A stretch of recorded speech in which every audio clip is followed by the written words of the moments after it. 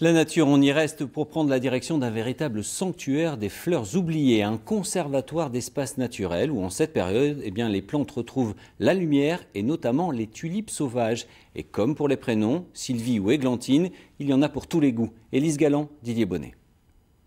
Un rouge écarlate, des pétales pointus et un liseré jaune en forme d'étoile dans son cœur caractérisent la tulipe d'Agen.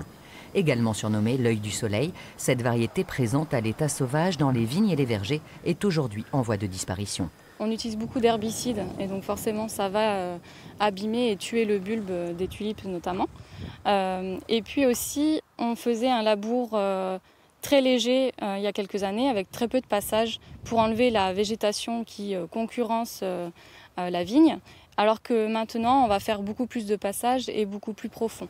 On peut admirer cette rareté dans quelques sites, comme sur cette parcelle, propriété de la mairie de Saint-Quentin-de-Baron en Gironde, où le conservatoire d'espèces naturelles œuvre à son entretien et son maintien. Entre l'année dernière et cette année, déjà on en a 500 de plus. 500 bulbes, nouveaux, qu'on n'a pas eu forcément les années précédentes. Une renaissance immortalisée par les passionnés venus pour cette visite guidée. J'espère qu'elle sera immortalisée comme ça, mais aussi plutôt que son aspect vivant restera également. C'est surtout ça. Je viens du Lot-et-Garonne. Elle me rappelle mon enfance quand j'étais jeune. Je me rappelais d'avoir vu des tulipes rouges dans les vignes. Voilà, les vignes, elles n'y sont pas. Hein.